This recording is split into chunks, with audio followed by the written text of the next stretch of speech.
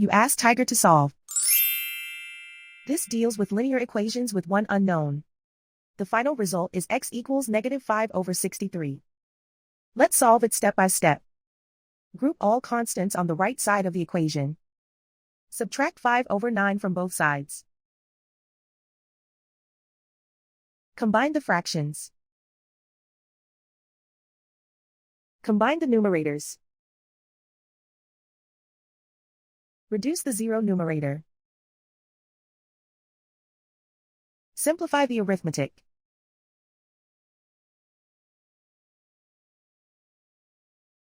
Isolate the x. Divide both sides by 7.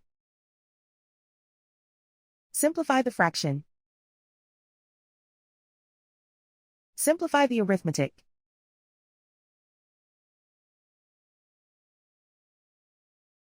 And so the final result is x equals -5/63.